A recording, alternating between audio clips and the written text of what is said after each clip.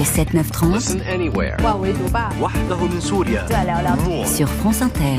Géopolitique, bonjour Pierre Rassi. Bonjour Nicolas. Pierre, vous revenez sur la crise autour de l'île de Taïwan. Personne, ni la Chine malgré les apparences, ni les États-Unis, ni surtout les Taïwanais eux-mêmes, ne veulent de la guerre. En tout cas, pas aujourd'hui.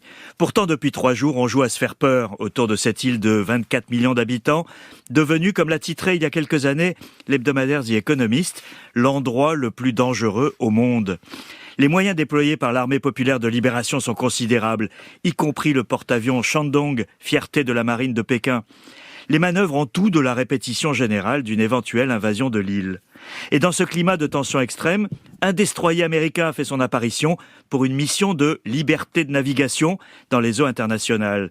Intrusion, crie Pékin, même si les Américains sont dans le droit maritime international. Personne ne veut la guerre, mais celle-ci est à la merci d'un incident, d'une escalade non désirée.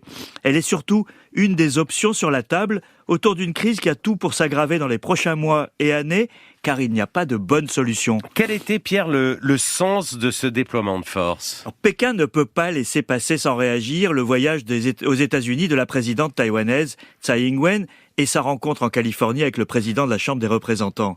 Mais sans doute parce que Kevin McCarthy ne s'est pas rendu à Taïwan, la réaction a été moins dramatique que l'an dernier. Pour la visite de Nancy Pelosi à Taipei, il y avait eu des tirs de missiles au-dessus de l'île. Mais le message politique reste clair. Taïwan est, comme le dit Xi Jinping, le cœur du cœur de l'ambition chinoise. Le numéro 1 chinois va même plus loin, en confiant à ses visiteurs que toute velléité d'indépendance de l'île constitue une humiliation personnelle pour lui, une personnalisation de l'enjeu. Pékin est-il pour autant prêt à se lancer dans une aventure militaire pour conquérir Taïwan ? Pas dans l'immédiat, à la fois parce que l'armée chinoise n'est pas prête, mais aussi parce que la Chine a d'autres options. Alors lesquelles précisément ? Quelles autres options ? Alors l'échéance à retenir, Nicolas, c'est janvier 2024. Dans moins d'un an, il y aura des élections présidentielles et législatives dans cette île authentiquement démocratique. La présidente actuelle, issue du Parti démocratique progressiste, le DPP, parti indépendantiste mais de fait favorable au statu quo, ne peut pas se représenter après 2 mandats.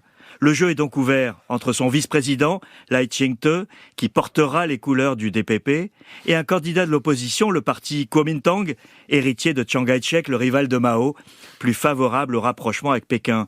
La Chine a tout intérêt à favoriser une victoire du Kuomintang.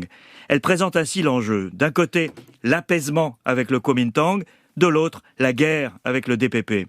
Les Taïwanais sont dans leur grande majorité hostiles à tout rapprochement avec la Chine, mais un intense travail de sape psychologique et d'intimidation est à attendre de la part de Pékin. Si, comme on s'y attend, le DPP remporte une nouvelle fois les élections, on entrera dans la zone de tous les dangers car la voie pacifique sera alors bouchée pour longtemps. Les manœuvres des derniers jours seront alors vraiment des répétitions générales. Pierre Rassi, merci.